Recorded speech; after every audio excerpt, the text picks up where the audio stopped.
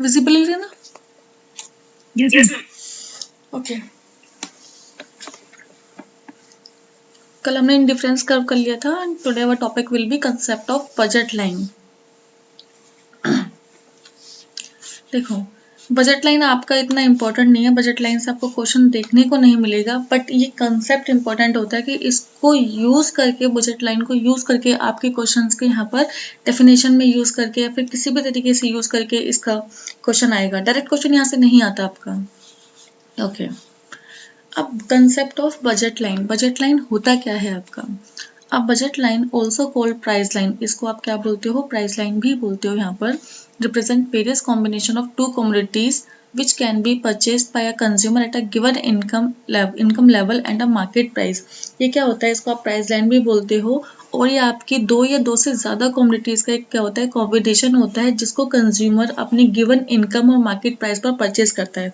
यानी कि जितनी उसकी इनकम है और जितना मार्केट के अंदर प्राइस चल रहा है, इन दोनों को उसमें दिमाग में रखकर, इन दोनों का लेवल देखकर यहाँ पर कंज्यूमर जो भी चीज़ परचेज करता है वो क्या होती है? आपकी बजट लाइन। यानी कि अपने इनकम लेवल हो गया अपने बजट के अंदर और गिवन मार्केट के प्राइस पर कोई चीज़, कोई कमोडिटी को यहाँ पर बाय करना। A budget line is a locus of all commodity combinations that a consumer can purchase by spending all his and her income। ये क्या होता है? कॉम्बिनेशन होता है सारी की सारी एक्टिविटीज का, जिसको क्या करता है? जो कंज्यूमर है वो अपनी सारी इनकम को स्पेंड कर परचेज करता है। अब वो अपने इनकम से बियॉन्ड नहीं जा सकता, क्योंकि वो उसकी एक पर्टिकुलर लिमिट होती है। तो इसी इनकम के अंदर ही उसको अपने स्पेंड कर अपनी कमोडिटीज को परचेज कर अपनी सेटिस्फेक्शन करनी होती है। यहाँ पर let us assume that there is only two commodities x and y, the price of x is px and the y is py। अच्छा, आगे आपको देखो, यहाँ पर देखोगे आप इसके अंदर, हाँ यहाँ देखो आप शिफ्ट इन बजट लाइन। अब बजट लाइन बेसिकली आपकी क्या होती है? आपको मैंने बता दिया कि जितनी इनकम के अंदर और मार्केट प्राइस के अंदर आप जो भी कमोडिटी परचेज करते हो वो आपकी बजट होता है। बजट लाइन में अब इसका शिफ्ट इन बजट लाइन आपकी शिफ्ट या तो आगे हो सकती है या पीछे हो सकती है, राइटवर्ड शिफ्ट या बैकवर्ड शिफ्ट। अब शिफ्ट क्या होगा इसमें? Any change in the consumer income or the price of commodities would result in the change in the budget line। There are mainly two reasons that cause your budget line to be changed। आप एक तो आपकी income की वजह से change हो सकती है आपकी बजट लाइन, या आपकी दूसरी कम्युनिटीज के प्राइस भी चेंज होने की वजह से आपकी बजट लाइन शिफ्ट हो सकती है। यहाँ पर इसी चीज को बोलते हो आप शिफ्ट इन बजट लाइन। अगर आप इस वाली चीज को देखोगे यहाँ पर, अगर सपोज यहाँ पर दो रीजन दिए हुए हैं आपके change in income. Change in income में क्या होगा? जो आपकी ये ए और ये जो बी वाली लाइन है ये शिफ्ट होके चली गई है आपकी सी एंड डी। क्या हुआ यहाँ पर? ये अपवर्ड शिफ्ट हो गया। यहाँ पर देखो ये वाली चीज क्या हो रही है? आपकी अपवर्ड शिफ्ट हो रही है। And in a fall in the level of income result in a downward shift in the budget line. अब यहाँ पर क्या होगा? इनकम फॉल होगी तो यहाँ पर होगा downward shift. Assuming that price, यहाँ पर जो आपका प्रोडक्ट का प्राइस है वो क्या है? आपका रिमेन कांस्टेंट है, ये आप एज्यूम करते हो। अगर आप इनकम का फैक्टर लोगे तो इनकम में चेंज होने की वजह से आपका अपवर्ड और डाउनवर्ड शिफ्ट होगी, वहां पर आपका जो प्रोडक्ट का प्राइस रहेगा वो क्या रहेगा? कांस्टेंट रहेगा आपका। अगर हम यहाँ पर देखोगे आप change in the price of commodity, अगर किसी कमोडिटी में प्राइस में चेंज आता है यहाँ पर, जैसे इस साइड आपकी वाई कमोडिटी है, इस साइड आपकी एक्स कमोडिटी है। अब अगर देखो, अगर दोनों में चेंज आएगा कि वाई की कम्युनिटी में भी उतना ही चेंज है और एक्स की कम्युनिटी में भी उतना ही चेंज है, तो आपकी जो ए बी वाली लाइन है वो आपकी शिफ्ट हो जाएगी यहाँ पर ई या बी वाली लाइन में। सॉरी, अगर देखो ए वाली लाइन में कोई चेंज नहीं आया यहाँ पर ए के प्रोडक्ट में, लेकिन जो बी का प्रोडक्ट है यहाँ पर उसके अंदर, उसकी क्वांटिटी के अंदर, उसकी प्राइस के अंदर चेंज आएगा। तो जो ये बी वाली कम्युनिटी ये शिफ्ट होकर आपके किधर आ गई है? वाई कम्युनिटी आपकी सेम है, लेकिन बी कम्युनिटी कहाँ पर आ गई? आपकी एफ को यहाँ पर। तो अब क्या बन गई? ये ए एफ बजट लाइन बन गई आपकी, ए बी से शिफ्ट होकर ये हो गई आपकी ए एफ लाइन, जब एक कम्युनिटी में, वन कम्युनिटी में चेंज हुआ है आपका। अब इसी तरीके से आप यहाँ देखोगे कि जो बी वाली कम्युनिटी है आपकी, इसके अंदर कोई चेंज नहीं हुआ, लेकिन जो वाई कम्युनिटी है उसका प्राइस यहाँ पर नीचे हो गया, गिर गया। तो यहाँ पर आपने क्या देखा कि बी वाली कम्युनिटी सेम है, लेकिन जो अभी कर्व जो बन गया शिफ्ट हो गया वाका, वो आपका क्या बन गया है? अब ए बी यहाँ से। तो इस तरीके से अगर एक ही कम्युनिटी में शिफ्ट होता है तो उससे भी आपकी जो बजट लाइन है वो आपकी शिफ्ट हो जाती है। जरूरी नहीं होता कि आपकी दोनों प्राइस की कम्युनिटी के अंदर ही आपका चेंज होगा। यहाँ पर एक कम्युनिटी भी आपकी चेंज हो सकती है, इंक्रीज भी हो सकती है और डिक्रीज भी हो सकती है यहाँ पर। तो इस क्वेश्चन आपका ट्रिकी क्वेश्चन यहाँ से बन सकता है कई बार। अब देखो, अगर सभी की इनकम में चेंज है यहाँ पर तो इक्वल इक्वल चेंज होगा यहाँ पर।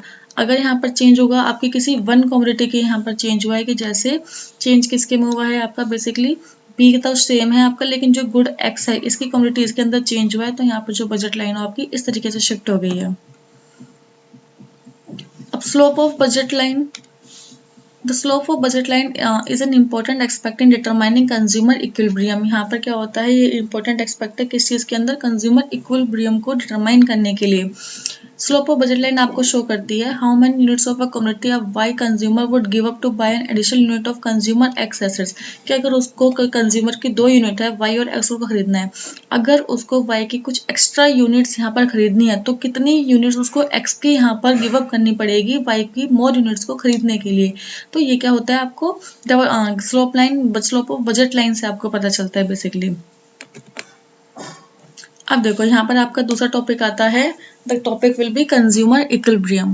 नाउ कंज्यूमर इक्विलिब्रियम का क्या होता है आपका, एक ऐसा पॉइंट जहाँ पर consumer reaches a state of equilibrium, कब रीच करता है वो अपने इक्विलिब्रियम स्टेट पर, when he attains maximum total utility at a given income and the market price, जब वो आपके गिवन इनकम और मार्केट के गिवन प्राइस पर सबसे ज्यादा मैक्सिमम यूटिलिटी या फिर मैक्सिमम सेटिस्फेक्शन को वो अटेन कर लेता है, गेन कर लेता है, that point is your consumer equilibrium.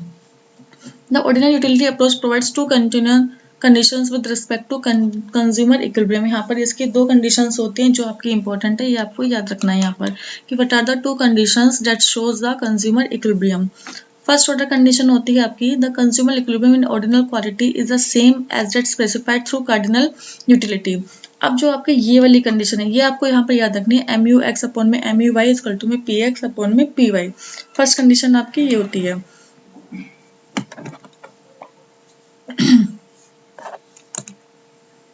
First order condition utility, अच्छा दोनों को इसी तरीके से दिया हुआ है यहाँ पर, चलो ठीक है, ये वाली कंडीशन आपने याद रखनी है यहाँ पर। और सेकंड कंडीशन क्या होगी आपकी, the first order condition must be satisfied at the highest IC as shown in the figure. मैंने आपको बताया था कि हायर आईसी कर्व में जितना ज्यादा कर्व आपका आईसी का हायर होगा उतनी ज्यादा सेटिस्फेक्शन होगी, लेकिन आपने इक्विलिब्रियम पॉइंट देना है। इक्विलिब्रियम पॉइंट क्या होगा, जहां पर जो आपकी बजट लाइन है, बजट लाइन आईसी जो कर्व है आपका, जहां बजट लाइन का वो टेंजेंट होगा वो कर्व आपका क्या होता है, इक्विलिब्रियम होता है। अब देखो हायर सेटिस्फेक्शन आप इस पे डिनोट कर सकते हो IC3, लेकिन ये इक्विलिब्रियम पॉइंट नहीं हुआ आपका कंज्यूमर का, तो ये वाला तो अंडर ही इक्विलिब्रियम है यहाँ पर। तो जो पॉइंट आपकी बजट लाइन को टेंजेंट होता है, जैसे ई पॉइंट है, तो ये क्या हुआ आपका कंज्यूमर इक्विलिब्रियम की सेकंड कंडीशन। एक तो फर्स्ट कंडीशन क्या थी आपकी, एम यू एक्स अपॉन में एम यू वाई और अपॉन में पी एक्स पी वाई। और सेकंड कंडीशन क्या होनी चाहिए, जो आपका आईसी है ये टेंजेंट होना चाहिए आपके उससे, आईसी का टेंजेंट होना चाहिए बजट लाइन से। हाँ जी ठीक है, तो ये क्या है, these are the 2 conditions that you have to fulfil to get the consumer equilibrium. Effect on consumer equilibrium, आपके क्या होंगे कंज्यूमर इक्विलिब्रियम पर इफेक्ट किसके होंगे, एक तो इनकम इफेक्ट होता है, सब्स्टिट्यूशन इफेक्ट और price effect on consumer equilibrium. सबसे पहले देखो कि इनकम इफेक्ट किस तरीके से होगा। Income effect on consumer equilibrium can be defined as the effect caused by change in consumer income on his hand purchase while the price of commodities remain unchanged। वही 2 condition दोबारा से आएंगे कि आपके यहाँ पर क्या है, जो प्राइस है कमोडिटीज का वो यहाँ पर अनचेंज है, यानी कि कांस्टेंट है, फिक्स्ड है। चेंजेस अगर हो रहे हैं तो वो हो रहे हैं आपके कंज्यूमर की इनकम के अंदर। तो ये आपकी इनकम से जब आपके यहाँ पर इक्विलिब्रियम आपका इफेक्ट होता है तो that is known as your income effect on consumer equilibrium. Point A is the original point of consumer equilibrium. यहाँ पर जो पॉइंट ए है आपका, ये क्या है, ओरिजिनल पॉइंट है इक्विलिब्रियम का, ओरिजिनल इक्विलिब्रियम है यहाँ पर। At the point E the indifference curve IC1 is tangent to the budget line MN। अब यहाँ पर देखो MN जो बजट लाइन है, यहाँ पर जो IC1 है आपका ये टेंजेंट है आपका। In case the consumer income increase the budget line वो शिफ्ट फ्रॉम M1 टू, अब यहाँ पर ये शिफ्ट हो गई आपकी IC2 में, यानी कि M1 N1 तक। इससे क्या हो कि आपकी इनकम इंक्रीज हुई और आपकी बजट लाइन यहाँ पर शिफ्ट हो गई। एज अ रिजल्ट यहाँ पर जो आपका इक्विलिब्रियम पॉइंट था ये भी आपका शिफ्ट हो गया। अगर आपकी इक्विलिब्रियम यहाँ पर इनकम आपकी और इंक्रीज होगी तो आपकी बजट लाइन दोबारा शिफ्ट हो गई, यहाँ पर आपका इक्विलिब्रियम नो इक्विलिब्रियम पॉइंट बन गया आपका A2। तो इस तरीके से आपके इनकम का इफेक्ट पड़ता है कंज्यूमर इक्विलिब्रियम पर। यहीं अगर इनकम डिक्रीज होगी तो इसका रिजल्ट आपको उल्टा दिखेगा, नीचे की तरफ आपका यहाँ पर स्लोप है जो आईसी कर्व का, budget line tangent consumer equilibrium का इक्विलिब्रियम पॉइंट आपका डिक्रीज होता जाएगा नीचे की तरफ। सब्स्टिट्यूशन इफेक्ट देखो, the relative price of commodities change. यहाँ पर प्राइस में आप देखो रिलेटेड प्राइस यानी कि सब्स्टिट्यूट गुड्स में आपके चेंजेस होंगे। यहाँ पर one commodity becomes more affordable than other. इनके कब होता है आपका, जब आपके पास एक्स और वाई दो कमोडिटीज है और आपको खरीदनी एक्स है, बट आप देख रहे हो कि इसके प्राइस हाई हो गए, तो आप डिमांड किसकी बढ़ा देते हो, इसकी बढ़ा देते हो यहाँ पर। तो ये वाली चीज़ क्या हो गई आपके लिए, ज़्यादा अफोर्डेबल हो गई आपकी पहली वाली कमोडिटी से यहाँ पर। और यहाँ पर क्या होगा, आपकी जो इनकम है कंज्यूमर की वो फिक्स रहेगी, कांस्टेंट रहेगी। Consumer needs to substitute commodities in order to satisfy his and her needs. इस केस में क्या होगा, कंज्यूमर क्या करता है, अपनी कमोडिटीज को, अपनी नीड्स को सब्स्टिट्यूट करने की कोशिश करता है, अपनी नीड्स को सेटिस्फाई करने के लिए। Line A B represent the original budget line. जो आपकी ए और बी है यहाँ पर, जो ये वाली लाइन है, ये क्या रिप्रेजेंट कर रही है, आपकी original budget line. Where A B is tangent to I C at Q. अब जो ये वाला पॉइंट है यहाँ पर क्या है, आई सी आपका टेंजेंट है purchase, the consumer purchase O M quantity. अब जो यहाँ पर कंज्यूमर है वो परचेज कर रहा है आपकी ये वाली ओ से लेकर एम क्वांटिटी, इतनी क्वांटिटी को यहाँ पर कंज्यूमर परचेज कर रहा है of commodity X and O N. X की ओ एम क्वांटिटी है और ओ वाई की यहाँ पर ओ एन क्वांटिटी है आपकी, यहाँ से लेकर यहाँ तक। If the price of a commodity Y increase at the price of commodity X decrease. अब यहाँ पर क्या होगा, अगर कमोडिटी वाई इंक्रीज करेगी अपने प्राइस को यहाँ पर, तो कमोडिटी एक्स का यहाँ पर क्या होगा, इंक्रीज होगा, commodity X decrease. The new budget line should shift to B1A1। एक सेकेंड, B1A1 कहाँ पर है इसका आपका, अच्छा B1A1 tangent to IC at Q1।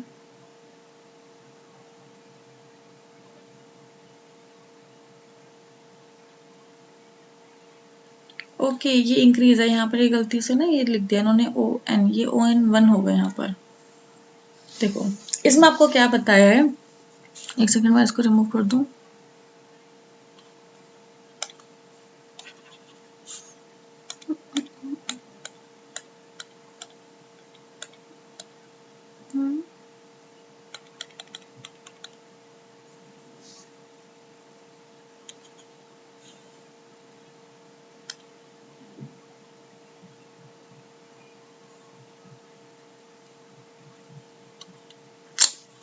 चलो देखो ऐसे देखो,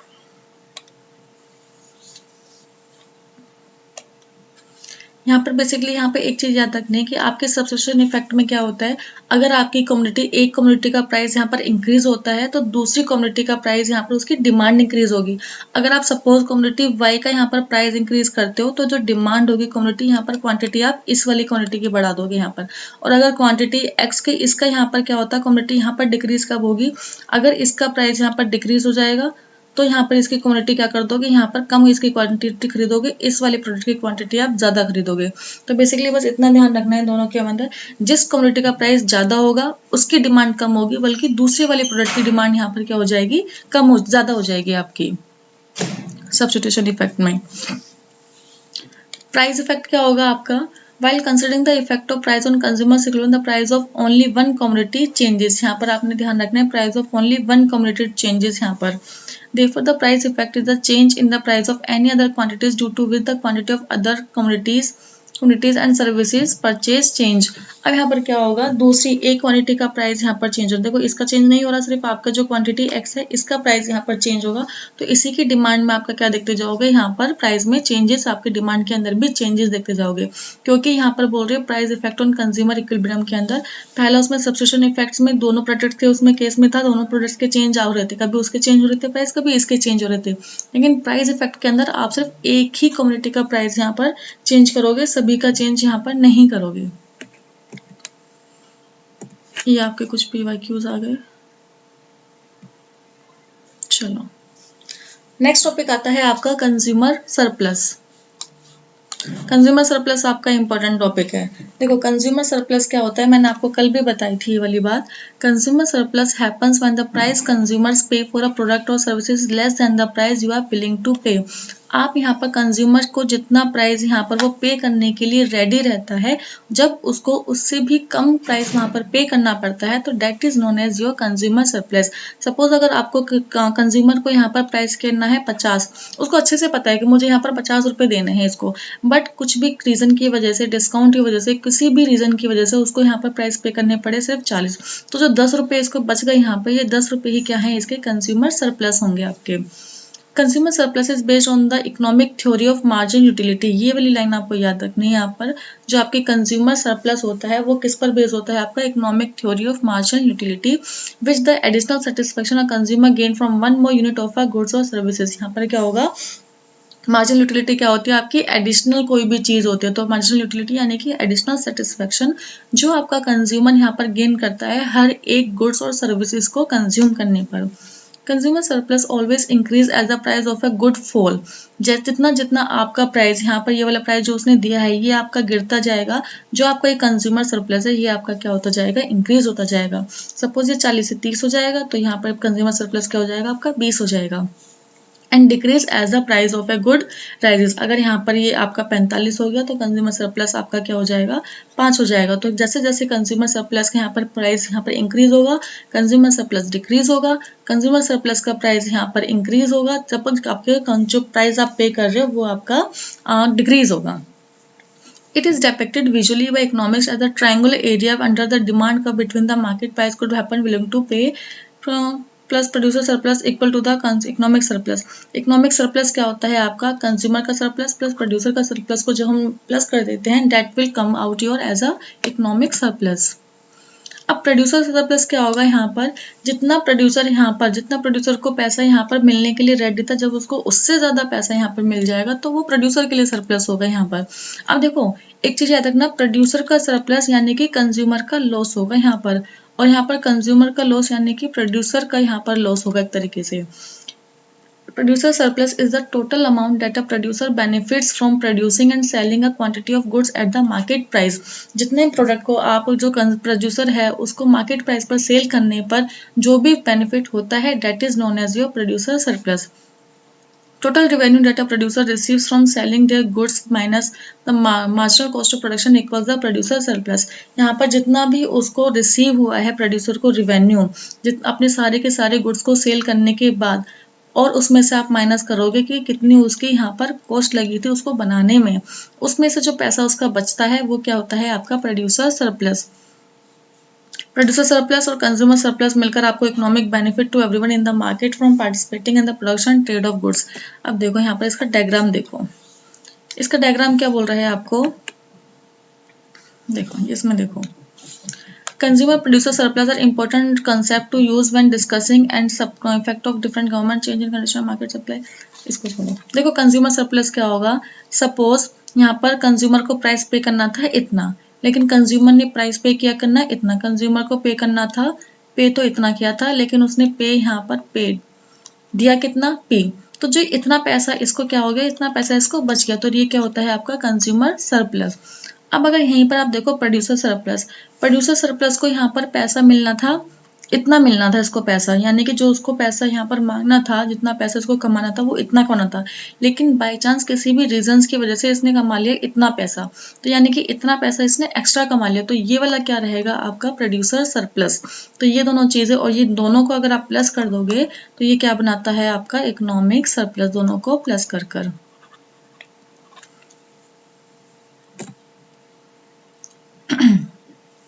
दोनों में डिफरेंस देख लो। Consumer surplus is the variance between the price at the consumer is content to pay and the market price at equilibrium. यहाँ पर जो मार्केट प्राइस का उतना और जितना कंज्यूमर ने पे किया है, यानी कि जो कंज्यूमर उससे पे करने जितना पे करना चाहता है उससे लेस पे किया है उसने, तो that is your consumer surplus. और प्रोड्यूसर सरप्लस क्या रहेगा, डिफरेंस होता है आपका ये highest price that a content consumer is content to pay for a product at the market price. जो हाईएस्ट प्राइस जिस तक आपका कंज्यूमर यहाँ पर पे कर सकता है मार्केट प्राइस से, मार्केट प्राइस से भी आपका जो हाईएस्ट प्राइस होता है जिसको कंज्यूमर पे करता है, that is known as your producer surplus. Welfare क्या होगा, consumer surplus is measure of the welfare consumers receive from consuming a certain goods and services. जो आपके कंज्यूमर्स आपकी गुड्स एंड सर्विसेज को यहाँ पर कंज्यूम करते हैं वही आपको मेजर करते हैं आपके कंज्यूमर वेलफेयर को। Producer surplus is a measure of, वो उसका मेजर होता है किसका, वेलफेयर प्रोड्यूसर्स रिसीव, जो आपके प्रोड्यूसर्स को रिसीव होता है कुछ गुड्स को या सर्विसेज को प्रोड्यूस करते टाइम, वो होता है आपका प्रोड्यूसर वेलफेयर, और कंज्यूम करते टाइम आपका कंज्यूमर वेलफेयर। अब डेड वेट लॉस क्या होता है यहाँ पर, when supply and demand are out of equilibrium creating a market inefficiency and deadweight loss is created। जब आपकी सप्लाई और डिमांड दोनों ही आपके इक्विलिब्रियम से आउट होते हैं यानी कि अलग होते हैं, बाहर होते हैं, that is known as your, यहाँ पर क्या क्रिएट करते हैं, वो मार्केट की एक इनएफिशिएंसी क्रिएट हो रही है जिसको आप क्या बोलते हो, deadweight loss. Deadweight loss primarily arise from an insufficient allocation of resources. अब देखो these are the reasons through which the deadweight loss arise. कौन कौन से होते हैं आपका, इनएफिशिएंट एलोकेशन ऑफ रिसोर्सेज हो सकता है आपका created by various intervention such as price ceiling, price floors, monopolies, taxes, ये सारे क्या हो सकते हैं आपके रीजंस होते हैं यहाँ पर। These factors lead to the price of a product not being accurately reflected, meaning good and services either overvalued, या तो आपकी जो प्राइस है या तो उसका वैल्यू बहुत ज़्यादा होगी या उसकी वैल्यू बहुत कम होगी। बहुत ज़्यादा वैल्यू होगी तो यहाँ पर क्या होगा, प्रोड्यूसर्स को फायदा होगा, कंज्यूमर्स को नुकसान होगा। अंडर वैल्यूड होगी यहाँ पर तो प्रोड्यूसर को नुकसान होगा, कंज्यूमर्स को फायदा होगा। लेकिन हमें यहाँ पर किसी का भी नुकसान नहीं करना होता, हमें इक्विलिब्रियम चाहिए होता है कि ना तो प्रोड्यूसर्स का नुकसान हो ना यहाँ पर कंज्यूमर्स का इक्वल नुकसान हो इस केस में। तो इस चीज़ों की वजह से क्या होता है, डेडवेट लॉस होता है आपका। If the price of a product is not reflected accurately, this leads to change in consumers and producers behavior, which usually has a negative impact on the economy। क्योंकि अगर कंज्यूमर और producer का behaviour कैसे change होगा, consumer surplus होगा तो consumers का behaviour वहाँ पर वो चीज़ हो जाएगा कि कंज्यूमर सरप्लस हो रहा है तो प्रोड्यूसर्स नेगेटिव हो जाएंगे, प्रोड्यूसर का सरप्लस हो रहा है तो कंज्यूमर्स नेगेटिव हो जाएंगे। तो इससे क्या होगा, आपकी इकोनॉमी पर एक नेगेटिव इम्पैक्ट यहाँ पर दिखाई देगा।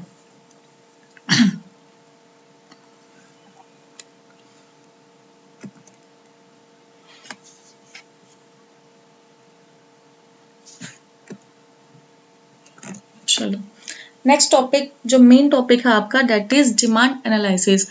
यहाँ से आपका एक क्वेश्चन आपका गारंटी के साथ इस पूरे टॉपिक में से यहाँ से 2 से 3 क्वेश्चन आपके बन जाते हैं डिमांड एनालिसिस। इसी चैप्टर में से ही इसी पीडीएफ के डिमांड टॉपिक में से आपसे 2 या 3 क्वेश्चन यहाँ से एज्यूम करके चल सकते हो, क्योंकि अपने आप में इंपॉर्टेंट टॉपिक है आपका। Meaning of demand, meaning of demand, देखो डिमांड क्या होता है, बेसिकली आपकी विलिंगनेस और effective desire of an individual to buy a product supporting their purchasing power. कि यहाँ पर 3 चीज़ों से बनेगा कि आपको एक प्रोडक्ट की नीड है, नीड होने के बाद देखो क्या आप उस प्रोडक्ट को चाहते हो, वांट है, फिर आप देखोगे कि आपकी परचेजिंग पावर भी आपको सपोर्ट करती है उतनी। अगर तीनों चीज़ आपको देख रहे हो कि yes they both are in, मैं नीड में हूँ, मुझे चाहिए भी, मेरी परचेजिंग पावर भी मुझे अलाउ कर रही है, तो आप क्या होती है, एक आपकी डिमांड अराइज होती है यहाँ पर। Demand is the quantity of a commodity or services that consumers are willing to buy at a given price at a given time period।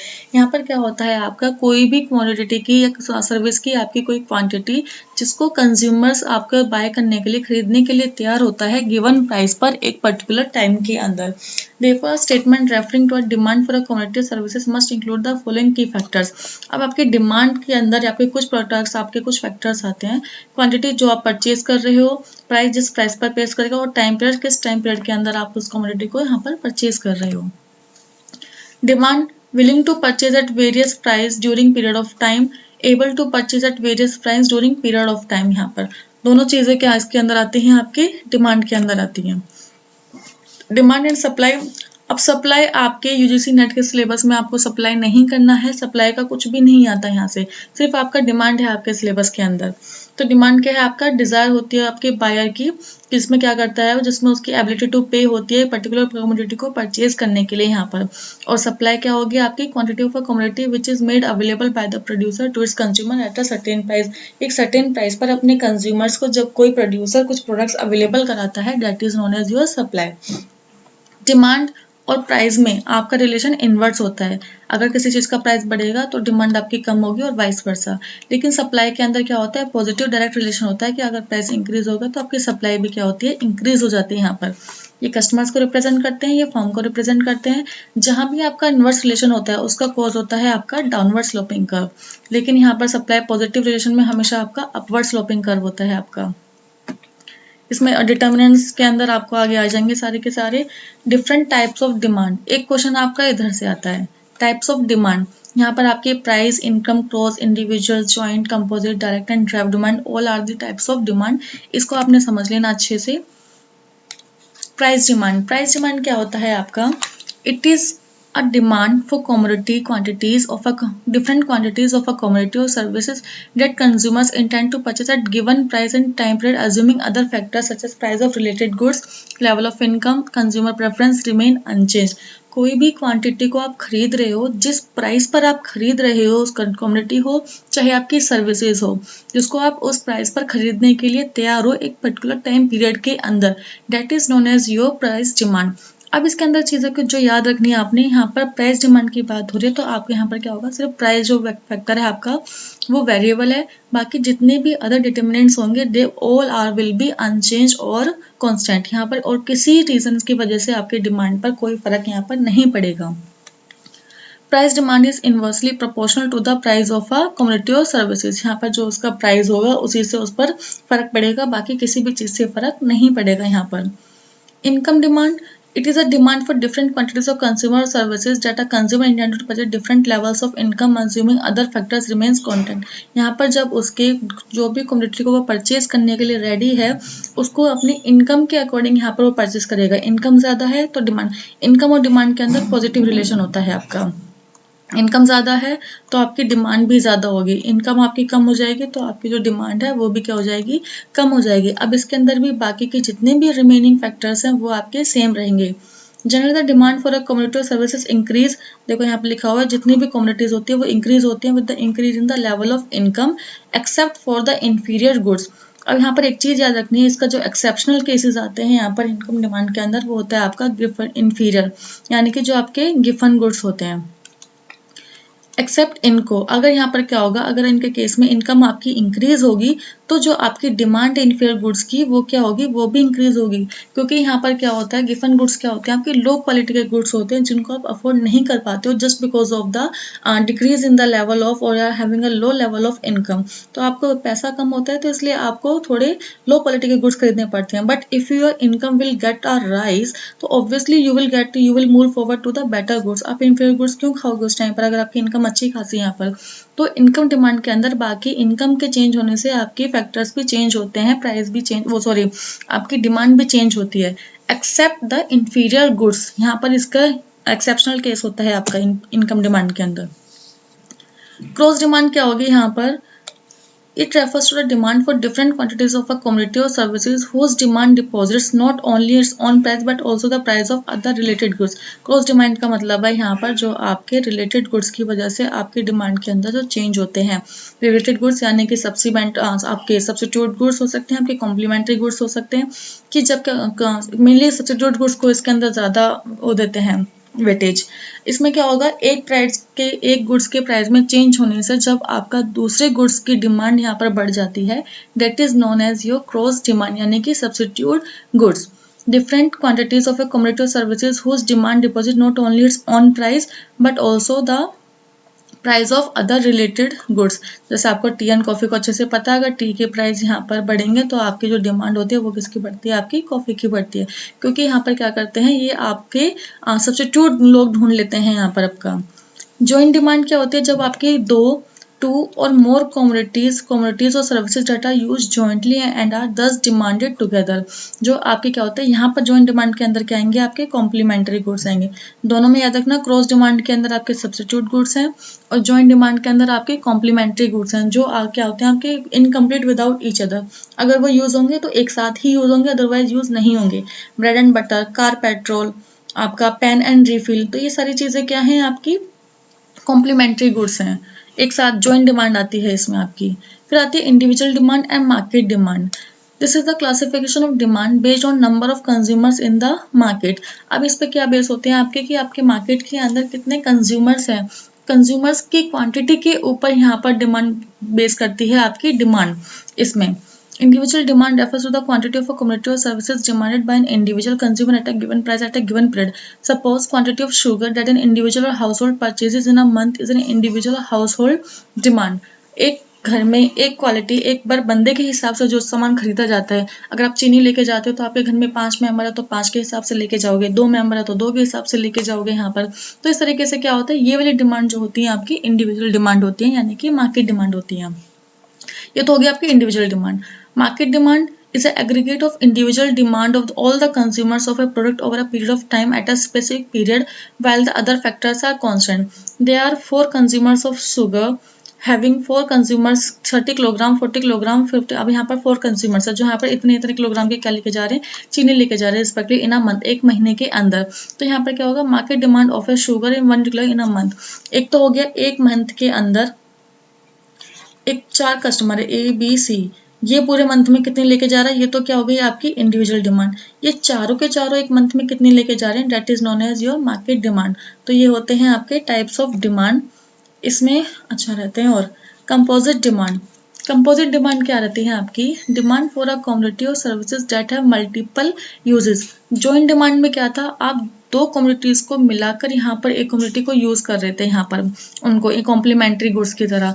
लेकिन यहाँ पर कंपोजिट डिमांड में क्या होगा, एक ही गुड्स के जब आप मल्टीपल यूजेस में आपको यूज कर सकते हो आपके, जैसे कि demand for steel is a result of its use for various purpose. जो स्टील है आप उसको बहुत तरीके से यूज कर सकते हो, यूटेंसिल्स बनाने में, कार बॉडीज बनाने में, पाइप कैन बनाने में, इस तरीके से। तो यहाँ पर क्या होगा, a change in price result in a large change in demand. अगर यहाँ पर इसके उसके अंदर आप थोड़ा सा चेंज करते हो तो डिमांड में क्या होता है, इसमें बहुत ज़्यादा चेंज आ जाता है। तो ये क्या होते हैं आपके कॉम्पोजिट डिमांड होते हैं। This is because the demand for the community services would change across the various usage. क्योंकि जो उसकी डिमांड है वो क्या होती है, उसकी वेरियस यूसेज में यहाँ पर चेंज होती है। तो इसी की वजह से अगर इसके प्राइस में थोड़ा सा चेंज करोगे तो यहाँ की डिमांड में क्या होता है, ज़्यादा चेंज आता है आपका।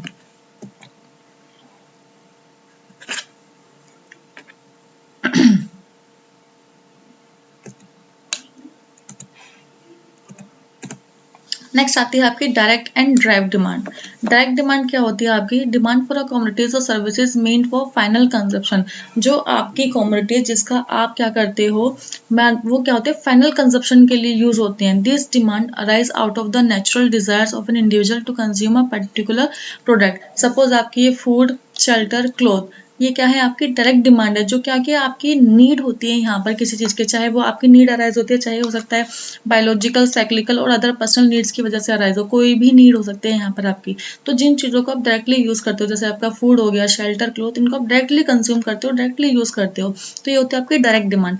ड्राइव डिमांड क्या होते हैं यहाँ पर, refers to the demand for a product that arise due to the demand for other products।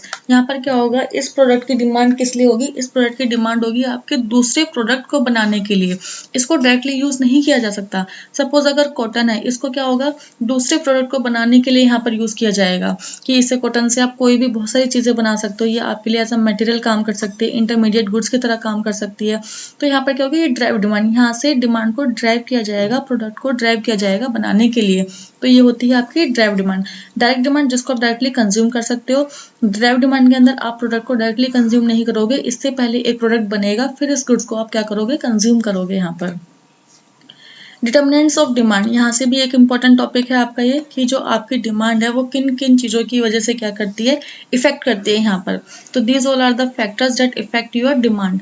जिसमें पहला आता है आपका प्राइस ऑफ अ कम्युनिटी। मैंने आपको बता दिया कि इनके बीच में, प्राइस और डिमांड के बीच में नेगेटिव रिलेशन होता है, जिसमें अगर आपका प्राइस बढ़ेगा तो आपकी डिमांड क्या होती है, यहाँ पर कम होगी। तो इस तरीके से प्राइस जो है आपकी डिमांड को इफेक्ट करेगा। टेस्ट एंड प्रेफरेंस किस तरीके से इफेक्ट करेगा आपका, changes with the change in the taste and preference of consumers. जो आपके कंज्यूमर्स के आपके कस्टम्स, ट्रेडिशंस, बिलीव्स, इनके ऊपर क्या होते हैं, इनकी वजह से आपकी जो डिमांड है वो यहाँ पर क्या होती है, या तो इंक्रीज होगी या डिक्रीज होगी। सपोज अगर मैं बोलूँ demand for burqas in high in Gulf countries, Gulf countries जितनी भी है वहाँ पर आपकी जो वहाँ पर मुस्लिम आपके रिलीजन ज़्यादा है, तो वहाँ पर क्या होगा, बुरखा की डिमांड कम होगी। लेकिन दूसरे रेस में उनकी डिमांड नहीं होगी यहाँ पर। अब जैसे आप बोल सकते हो such country there may be less, उस जहाँ पर बुरखा की डिमांड ज़्यादा है वहाँ पर जो हो सकता है कि आपके स्कर्ट्स हो गए, शॉर्ट्स हो गए, इनकी डिमांड यहाँ पर कम होगी। तो ये क्या है, लोगों का टेस्ट एंड प्रेफरेंस, कस्टम्स की वजह से, ट्रेडिशंस की वजह से, हैबिट्स की वजह से यहाँ पर जिन लोगों का यहाँ पर क्या होता है, चेंज होती है, जिनके अकॉर्डिंग, जिनकी वजह से आपकी डिमांड चेंज होती है। प्राइस ऑफ रिलेटेड गुड्स के आपके दो गुड्स आते हैं यहाँ पर, आपके सब्स्टिट्यूट गुड्स और कम्प्लीमेंट्री गुड्स। यहाँ पर क्या होगा, प्राइस ऑफ रिलेटेड गुड्स में उसके रियल गुड्स में प्राइस में चेंज होने की वजह से कोई चेंज नहीं आता, उसके दूसरे गुड्स की वजह से वो इफेक्ट होता है आपका। तो यहाँ पर क्या होगा, अपने गुड्स के साथ साथ जब उसके दूसरे गुड्स के प्राइस में इंक्रीज या डिक्रीज होने से आपके गुड्स पर यहाँ पर इफेक्ट पड़ता है, that is known as your price of goods, price of related goods. अब इसके अंदर देखो सब्स्टिट्यूट गुड्स कैसे होते हैं, आपके ऑल्टरनेटिव गुड्स, जिनको क्या करते हो आप, एक गुड्स की जगह आप दूसरे गुड्स को यहाँ पर यूज कर सकते हो। यहाँ पर क्या होगा, अगर आपके पास एक प्रोडक्ट है आपका टी, एक प्रोडक्ट है कॉफी, आपके पास सपोज 10 ही रुपए हैं, तो आपने टी देखा, टी आपकी आ रही है 12 रुपए में और कॉफी आ रही है आपके 7 रुपए में। इसका मतलब आप टी को पीना तो आपको यहाँ पर चाय थी, लेकिन चाय की प्राइस यहाँ पर ज्यादा है, तो इसका मतलब क्या हुआ, प्राइस आपके ज्यादा है, तो आपने क्या करा, टी की जगह आप क्या पी लोगे, यहाँ पर कॉफी पी लोगे, तो डिमांड किसकी बढ़ गई, यहाँ पर आपकी कॉफी की बढ़ गई। तो इस तरीके से सब्स्टिट्यूट गुड्स आपको इस तरीके से इफेक्ट करते हैं आपकी डिमांड को। कॉम्प्लीमेंट्री गुड्स क्या होते हैं, गुड्स जो क्या होते हैं जिनको आप एक साथ ही यूज करोगे, उनको आप अलग अलग यूज नहीं कर सकते। इसका मतलब क्या होता है कि they are incomplete without each other. यहाँ पर एक गुड्स के अलावा अगर एक नहीं होगा तो आप दूसरे गुड्स को भी यहाँ पर आप यूज नहीं कर सकते। जैसे होता है आपका पेट्रोल और कार। अगर आपने पेट्रोल खरीद लिया, कार है नहीं आपके पास, तो कोई फायदा नहीं है। कार है, पेट्रोल नहीं ले सकते, तो उसका कोई फायदा नहीं है। कार होगा तो पेट्रोल भी चाहिए, पेट्रोल है तो कार भी चाहिए। तो इस चीज के लिए क्या है, ये क्या होते हैं आपके इनकम्प्लीट विदाउट ईच अदर, इनके अलावा आप एक साथ ही इनको क्या करते हो, यूज करते हो। अब देखो CN के केस में आपका जो रिलेशन होता है वो क्या होता है आपका, नेगेटिव होता है आपका। नेगेटिव कैसे होगा, अगर पेट्रोल के प्राइस बढ़ेगा तो यहाँ पर कार की डिमांड कम हो जाएगी, क्योंकि जब आप पेट्रोल के प्राइस को ही अफोर्ड नहीं कर पाओगे तो आप कार को कैसे क्या चलाओगे फिर वहां पर। तो इसके केस में क्या हुआ, रिलेशन आपका नेगेटिव। लेकिन सब्स्टिट्यूट के गुड्स में क्या होता है, रिलेशन पॉजिटिव होता है। जैसे टी और कॉफी, इसके प्राइस बढ़े तो डिमांड इसकी बढ़ी, दोनों में रिलेशन क्या है आपका, पॉजिटिव है। यहाँ पर इनकम ऑफ द कंज्यूमर, यहाँ पर भी आपका रिलेशन कैसा होता है, पॉजिटिव होता है। अगर इनकम बढ़ती है तो आपकी क्या है, डिमांड भी बढ़ती है, इनकम कम होगी तो डिमांड भी कम होगी।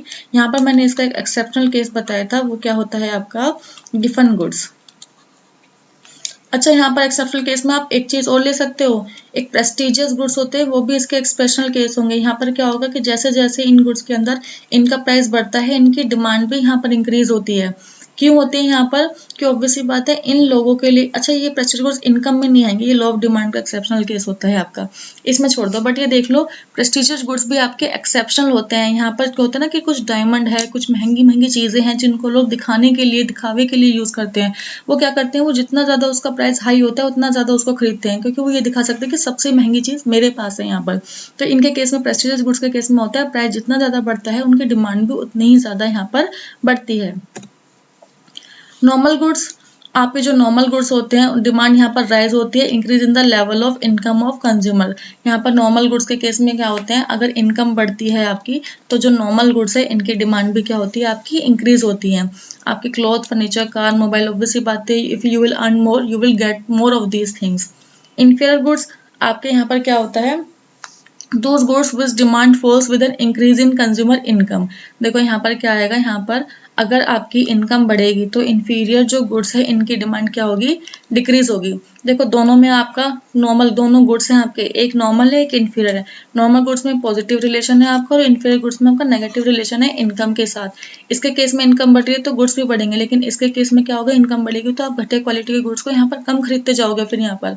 तो इनके यहाँ पर क्या होगा, आपकी इनकम बढ़ेगी तो इन गुड्स का यहाँ पर क्या होगा, जो डिमांड है वो कम हो जाएगी। अगर यहीं पर इसको प्राइस से डिनोट करोगे, अगर इंफीरियर गुड्स का प्राइस बढ़ता है तो इनकी डिमांड भी बढ़ेगी, क्योंकि हमें लगता है कि अगर इसका प्राइस बढ़ा तो मेक श्योर कि यहाँ पर जरूर इन्होंने ना इनकी क्वालिटी बढ़ाई होगी, इसलिए इन्होंने इसका प्राइस भी बढ़ा दिया यहाँ पर। तो इसलिए प्राइस और डिमांड के केस में भी इसका, प्राइस और डिमांड के केस में इसका पॉजिटिव रिलेशन रहेगा और आपके नेगेटिव रिलेशन रहेगा आपके इनकम के साथ। तो इस चीज में थोड़ा ट्रिकी क्वेश्चन बनते हैं यहाँ से, इस चीज को अपने ध्यान रखना है इसमें।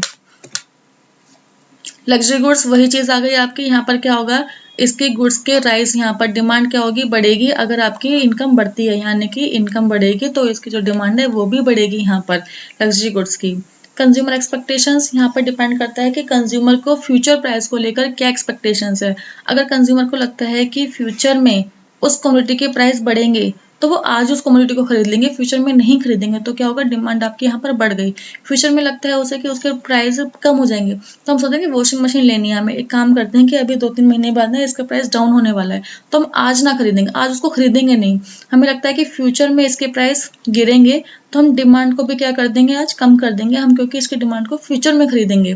तो फ्यूचर में डिमांड बढ़ेगी, लेकिन प्रेजेंट में क्या होगा, प्रेजेंट में ये चीज आपकी घट जाएगी यहाँ पर। तो इसके केस में भी क्या होता है, आपका पॉजिटिव रिलेशन होता है यहाँ पर। क्रेडिट पॉलिसी, अगर देखो क्रेडिट पॉलिसी में क्या रहेगा आपको, अगर आपको बैंक यहाँ पर क्रेडिट देने के लिए रेडी है, इसका मतलब आपकी परचेजिंग पावर बढ़ गई यहाँ पर। अब आपकी परचेजिंग पावर बढ़ गई, आपके पास पैसा आ गया, क्रेडिट पॉलिसी आपको मिल रही है, तो जो आपकी डिमांड है वो भी क्या हो जाएगी, इंक्रीज हो जाएगी। क्रेडिट पॉलिसी नहीं मिल रही है तो डिमांड भी क्या हो जाएगी, डिक्रीज हो जाएगी आपकी, क्योंकि इसकी वजह से पैसे से टर्म हो रही है यहाँ पर। पैसा है तो खरीदोगे भी ज्यादा, पैसा नहीं है तो खरीदोगे भी नहीं यहाँ पर, इस तरीके से। अब देखो यहाँ पर डिफरेंस नॉर्मल गुड्स और इन्फीरियर गुड्स। नॉर्मल गुड्स कौन से होते हैं, जब आपकी अगर इनकम बढ़ती है तो आपकी जो इनकी डिमांड है वो भी बढ़ती है, यहाँ पर ये होते हैं आपके नॉर्मल गुड्स। लेकिन इन्फीरियर गुड्स क्या होते हैं, अगर आपकी इनकम यहाँ पर बढ़ेगी तो डिमांड आपकी क्या हो जाएगी, यहाँ पर कम हो जाएगी इनकी, क्योंकि आप बेकार क्वालिटी के गुड्स को यहाँ पर नहीं खरीदोगे। ये देखो दोनों के बीच में क्या है, डायरेक्ट रिलेशनशिप है, यहाँ पर क्या है, इनवर्स रिलेशनशिप है। इनकम इलास्टिसिटी यहाँ पर पॉजिटिव होगी, क्योंकि डायरेक्ट रिलेशन, इनवर्स रिलेशनशिप तो negative. Price are low preferred when, इनको हम कब खरीदते हैं, जब इनका नॉर्मल गुड्स का अगर प्राइस कम होता है तो हम क्या करते हैं, ज्यादा से ज्यादा गुड्स को खरीदने की कोशिश करते हैं। यहाँ पर प्राइस के केस में यहाँ पर इनकम से रिलेट नहीं करना है इस चीज को, प्राइस से रिलेट करना है। क्या होता है ना कि प्राइस अगर बढ़ते हैं तो डिमांड आपकी कम होती है, अगर हमारा प्राइस यहाँ पर लो होंगे तो हम इसको ज्यादा प्रेफर करते हैं, डिमांड को यहाँ पर कम वो करेंगे। अब इसके अंदर इन्फीरियर गुड्स के अंदर हम कब प्रेफर करते हैं, अगर इनके प्राइस हाई होते हैं, क्योंकि हमें लगता है कि अगर इन्होंने प्राइस हाई करे तो इन्होंने क्वालिटी को भी अच्छा किया है। इसका इन्फीरियर गुड्स में अगर प्राइस हाई होंगे तो इसकी डिमांड भी क्या होती है, हाई होती है यहाँ पर। अब इसके केस में रिलेशन कैसे हुआ, यहाँ पर पॉजिटिव, इनकम के केस में negative. Example iPhone, LED, TV, इनका हम देखते हैं ना कि जब इनके प्राइस नीचे गिर जाते हैं तो हम इनको ज्यादा खरीदना पसंद करते हैं, या फिर हमारे अगर इनकम बढ़ गई तो हम इन्हें ज्यादा खरीदना पसंद करते हैं यहाँ पर। इनफेयर गुड्स में आपकी साइकिल, कोट्स, क्लॉथ, जो बेकार कपड़ा होता है इनको खरीदते हैं हम जब आपके, तो ये सारे क्या होते हैं, इन्फीरियर गुड्स। अब देखो गिफन और इन्फीरियर गुड्स में भी अपने आप में एक डिफरेंस होता है। अगर इसको आप डीप स्टडी करते हो तो ये दोनों भी अपने आप में अलग होते हैं। गिफन गुड्स कौन से गुड्स होते हैं, those goods demand goes up with the rise in price, जिनके अगर प्राइस बढ़ेगा तो डिमांड भी क्या होती है, इंक्रीज होते हैं यहाँ पर। लेकिन इन्फीरियर गुड्स क्या होते हैं, whose demand fall down with the rise in consumer income। इसमें यहाँ पर किससे इनको रिलेट किया है, कंज्यूमर इनकम से। यहाँ पर बोला है कि जो उसकी डिमांड है वो यहाँ पर कम हो जाएगी अगर कंज्यूमर की इनकम यहाँ पर क्या होगी, राइज होगी यहाँ पर। तो ये होते हैं आपके इन्फीरियर गुड्स। ये आपका exception of low of demand है, क्योंकि लो ऑफ डिमांड क्या बोलते हैं यहाँ पर कि प्राइस इंक्रीज होगा तो आपकी क्वांटिटी डिमांड क्या होती है, डिक्रीज होती है। तो लेकिन इसमें तो ऐसा नहीं हुआ, तो ये क्या हो गया आपका exceptional of low of demand. ये क्या होगा, डिटर्मिनेंट्स ऑफ डिमांड होता है आपका, लेकिन ये एक्सेप्शन होता है आपके इनकम के साथ। यहाँ पर इन दोनों में पॉजिटिव रिलेशन है, अपवर्ड स्लोपिंग, नेगेटिव रिलेशन है, downward sloping. Price effect negative, price effect positive.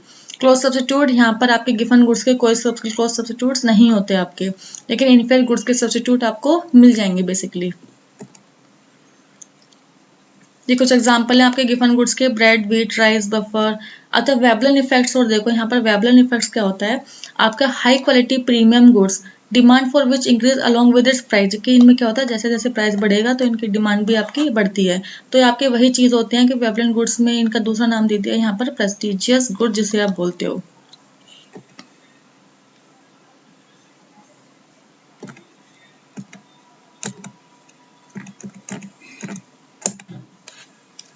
Determinants of market demand, ये और कर लो आप। Size and composition of population, यहाँ पर देखो मार्केट डिमांड के डिटर्मिनेंट्स क्या होंगे आपके, population size refers to an actual number of individuals in a population. यहाँ पर क्या होगा, आपकी पॉपुलेशन में आपके जितने भी आपके इंडिविजुअल्स हैं उन्हीं को क्या बोलते हो, पॉपुलेशन साइज। अब increase in the size of population, increase in the demand. अगर आपकी पॉपुलेशन बढ़ेगी ऑब्वियसली बात है तो भाई आपकी डिमांड भी बढ़ेगी यहाँ पर। Population composition refers to the structure of a population based on characteristics such as age, sex and race. यहाँ पर आपके स्ट्रक्चर पॉपुलेशन को आप बेसिकली बहुत सारे कैरेक्टरिस्टिक्स में डिवाइड कर देते हो कि एज वाले अलग हैं, जेंडर के बेस पर अलग, रेस के बेस पर अलग है यहाँ पर। तो इस तरीके से क्या होगा, मार्केट डिमांड आपकी पॉपुलेशन से भी क्या होती है, इफेक्ट होती है आपकी। इनकम डिस्ट्रीब्यूशन, अब यहाँ पर क्या होगा, income distribution shows how the national income is divided among groups of individuals, household, social class and factors of production, कि जो आपकी इनकम है उसको किस तरीके से डिस्ट्रीब्यूट किया गया है डिफरेंट डिफरेंट ग्रुप्स में आपका। अगर आपका जो डिस्ट्रीब्यूशन ऑफ इनकम है वो क्या है, अनइक्वल है यहाँ पर, तो यहाँ पर क्या होगा, results in difference in the income status of different individual in a nation. तो यहाँ पर अगर लोगों को इनकम ही अलग अलग मिल रही है यहाँ पर, तो उनके जो इनकम जो स्टेटस है वो भी क्या होंगे, हर एक इंडिविजुअल के अलग अलग होंगे यहाँ पर। रिच पीपल, जो आपके गरीब लोग, जो अमीर लोग हैं, उनके पास परचेजिंग पावर, यहाँ पर रिच पीपल के केस में क्या हुआ है, परचेजिंग पावर हाई है, और आपके जो पुअर पीपल है उनके केस में परचेजिंग पावर आपकी क्या रहेगी, लो रहेगी यहाँ पर। तो अब इसमें देखो, अगर यहाँ पर रिच पीपल ज्यादा हैं आपकी कंट्री के अंदर, तो डिमांड किसकी ज्यादा होगी, आपकी लग्जरी प्रोडक्ट्स की यहाँ पर ज्यादा होगी। अगर पुअर पीपल यहाँ पर ज्यादा है तो डिमांड आपकी या तो गिफन या फिर इनफियर प्रोडक्ट की डिमांड ज्यादा होगी। तो इस तरीके से इनकम डिस्ट्रीब्यूशन से आपकी मार्केट डिमांड पर इफेक्ट पड़ता है आपका, क्योंकि इनकम बताएगा कि कौन से गुड्स यहाँ पर ज्यादा बिकेंगे आपकी मार्केट के अंदर। क्लाइमेट फैक्टर, आपके जो क्लाइमेट कंडीशंस है उस रीजन की, उस पर डिपेंड करेगी आपकी डिमांड। भाई कोल्ड, ह्यूमिड, ड्राई, ये सब है। अगर आपकी बहुत ज़्यादा ह्यूमिडिटी है तो एयर कूलर ज़्यादा बिकेंगे, बहुत ज़्यादा गर्मी है तो आपके एसी ज़्यादा बिकेंगे, बहुत ज़्यादा ठंड है तो आपके हीटर ज़्यादा बिकेंगे। तो इसकी वजह से क्या होगा, क्लाइमेट की वजह से मार्केट डिमांड का पता चला है कि क्या इफेक्ट होगा उसमें। गवर्नमेंट पॉलिसी में क्या होगा, include the action taken by the government to determine the fiscal policy and monetary policy such as। अब यहाँ पर क्या होगा, टैक्सेशन, बजट्स, मनी सप्लाई, इनकी वजह से आपकी डिमांड के अंदर क्या आएंगी, कंडीशंस, और आपकी डिमांड इफेक्ट होगी यहाँ पर। अब अगर गवर्नमेंट यहाँ पर टैक्स को हाई कर देगी तो यहाँ पर क्या हुआ, इनकम जो बची लोगों के पास वो बची कम। अगर इनकम यहाँ पर कम होगी तो डिमांड भी आपकी क्या हो जाएगी, चीज़ों की कम हो जाएगी। अगर कुछ प्रोडक्ट्स हैं, पर्टिकुलर प्रोडक्ट्स पे, उन पे गवर्नमेंट ने बहुत ज़्यादा टैक्स लगा दिया तो उन प्रोडक्ट्स की डिमांड वहाँ पर कम हो जाएगी। तो इस तरीके से गवर्नमेंट की पॉलिसी से फर्क पड़ेगा यहाँ पर कि मार्केट की डिमांड किस तरीके से मूव करेगी यहाँ पर। क्योंकि गवर्नमेंट टैक्स लगाएगी, प्राइस आपके इंक्रीज हो जाएंगे, प्राइस इंक्रीज हो गए तो डिमांड ऑटोमेटिकली क्या हो जाएगी, आपकी कम हो जाएगी। तो ये हो गया आपके determinants of market factions. So this is all about today. आज के लिए इतना काफी है। कल हम करेंगे इसमें आपका लॉ ऑफ डिमांड। Okay. कोई दिक्कत नहीं ना? No, ma'am. ओके।